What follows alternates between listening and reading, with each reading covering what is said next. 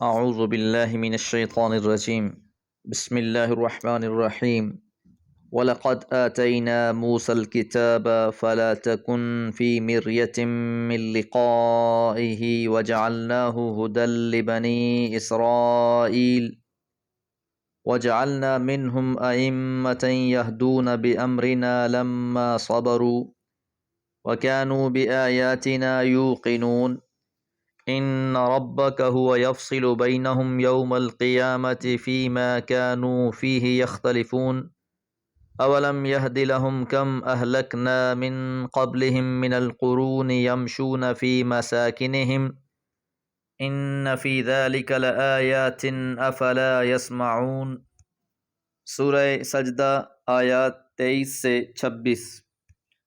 وَلَقَدْ آتَيْنَا، اور تحقیق ہم نے دی، موسیٰ الکتاب، موسیٰ علیہ السلام کو کتاب سے مراد تورات۔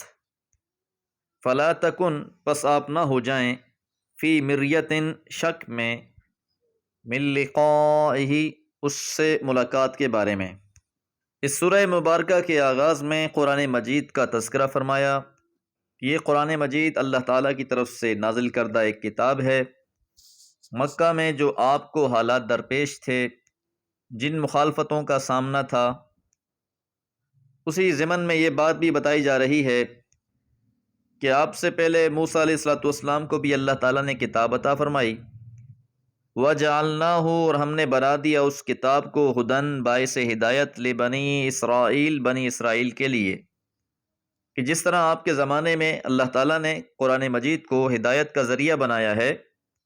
ذَلِكَ الْكِتَابُ لَا رَيْبَ فِيهِ هُدًى لِّلْمُتَّقِينَ، اسی طرح آپ سے پہلے حضرت موسیٰ علیہ السلام پر جو اللہ تعالیٰ نے کتاب تورات نازل فرمائی، وہ بھی بنی اسرائیل کے لیے ہدایت کا باعث تھی۔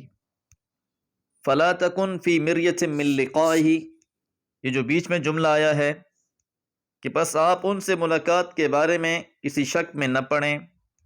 بعض مفسرین نے اس سے مراد آخرت کی ملاقات لی ہے، رب کے حضور جو پیشی ہے وہ مراد لی ہے، اور بعض نے اس سے مراد اسراء کی رات میں جو آپ کی ملاقات حضرت موسیٰ علیہ السلام سے کرائی گئی۔ حضرت عبداللہ بن عباس رضی اللہ تعالیٰ عنہ سے روایت ہے، ان رسول اللہ صلی اللہ علیہ وسلم قال، رسول اللہ صلی اللہ علیہ وسلم نے فرمایا، رأیت لیلۃ اسری بی موسیٰ، کہ جس رات مجھے اسراء کرائی گئی، یعنی معراج کی رات، میں نے موسیٰ علیہ السلام کو دیکھا۔ رجلا آدم طوالا، آپ گندمی رنگ اور طویل قد کے تھے۔ جعدا، گھنگرالے بال تھے۔ کأنہ من رجال شنوء، جیسا کہ شنوء کے مرد ہوا کرتے ہیں۔ شنوء ایک قبیلے کا نام تھا۔ وجعلنا، اور ہم نے بنا دیا، منہم، ان میں سے، یعنی بنی اسرائیل میں سے، ائمۃً، امام کی جمع ائمہ، یہدون بامرنا، وہ رہنمائی کرتے تھے ہمارے حکم سے۔ ہمارے حکم سے مراد تورات کے مطابق، یعنی اللہ تعالیٰ نے اس کتاب کی بدولت انہیں قوموں پر پیشوائی عطا فرمائی، اور جن لوگوں کو پیشوا بنایا، جن کو قیادت و سیادت نصیب ہوئی، وہ اس کتاب کے مطابق فیصلے کرتے تھے۔ تو جو لوگ بھی اللہ کی کتاب کے مطابق فیصلے کرنے والے ہیں، اللہ تعالیٰ انہیں سرفراز فرماتے ہیں، اور جو لوگ کتاب سے اعراض کرتے ہیں، اس کے احکامات کو پس پشت ڈال دیتے ہیں، ایسی قوموں کے مقدر میں پھر ذلت و رسوائی ہوتی ہے۔ تو بنی اسرائیل کا یہاں پر یہ خاصا بیان کیا جا رہا ہے کہ جب ان کو پیشوائی ملی تو انہوں نے اس کتاب کے مطابق فیصلے کیے۔ لما صبروا، جب انہوں نے صبر کیا، یعنی ثابت قدمی دکھائی۔ وَكَانُوا بِآيَاتِنَا، اور تھے وہ ہماری آیتوں پر، یوقنون، یقین رکھتے۔ لما صبروا، یہ ضمن میں تفسیر من خلال التسہیل میں لکھا ہے، لما تحملوا مشاق الدعوة فی سبیل اللہ وصبروا على ما لقوه من فرعون وقومه من العذاب والاضطهاد، کہ دعوت پیش کرنے کی راہ میں جو انہیں مصیبتیں آئیں، مشکلات آئیں، ان پر انہوں نے صبر کیا، خاص طور پر فرعون اور اس کی قوم کی طرف سے جو نے اذیتیں دی گئیں اور جو ان کی مخالفتیں کی گئیں، اور یہ تبھی ممکن ہوتا ہے جب یقین ہو، اور ان کی یقین کی گواہیاں دے دی گئی۔ وَكَانُوا بِآيَاتِنَا يُوقِنُونَ، اور وہ ہماری آیتوں پر یقین رکھتے تھے۔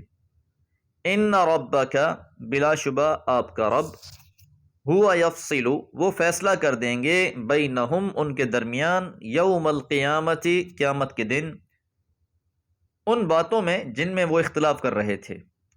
یاد رہے کہ بنی اسرائیل کے بارے میں ہم یہ بات پڑھ چکے ہیں کہ کچھ عرصے کے بعد ان لوگوں نے تورات میں اختلاف کیا، مختلف گروہ بنا لیے، فرقوں میں تقسیم ہو گئے، کتاب اللہ میں تبدیلیاں کر ڈالیں، اور ہر گروہ اپنے حق پر ہونے کا یقین رکھتا۔ یہ اختلافات ان میں بہت زیادہ شدید ہوئے، اور یہاں یہ بات واضح کر دی گئی کہ بالآخر ان کے درمیان روز قیامت یہ فیصلہ کر دیا جائے گا کہ کون حق پر تھا اور کون ضد پر تھا۔ اولم یہد لہم، کیا یہ بات بھی ان کے لیے ہدایت دینے والی نہ بنی؟ کم اہلکنا من قبلہم، کہ کتنوں کو ہی ہم نے ہلاک کر دیا ان سے پہلے، من القرون، قوموں میں سے، کہ بنی اسرائیل سے پہلے بھی کتنی ہی قومیں تھیں جنہیں ہم نے ہلاک کر دیا۔ اور ان قوموں سے مراد وہی قومیں ہیں جن کا تذکرہ قرآن مجید میں بھی بارہا کیا گیا، قوم عاد، قوم سمود، قوم لوط، قوم نوح، جن کی سرگزشتیں قرآن مجید میں بیان کی گئی ہیں۔ ان فی ذلک لآیات، بلا شبہ اس میں نشانیاں ہیں۔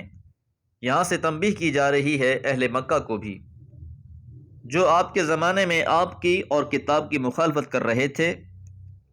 افلا یسمعون، کیا وہ سنتے نہیں؟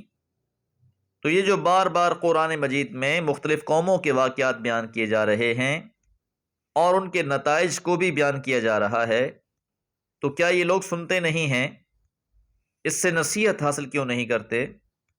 ان واقعات کو بیان کرنے کا مقصد بھی تنبیہ ہے، عبرت اور نصیحت حاصل کرنا ہے۔ دعا ہے اللہ تعالی ہمیں قرآن و سنت کے مطابق عمل کی توفیق عطا فرمائے۔ وما علیہ الا البلاغ۔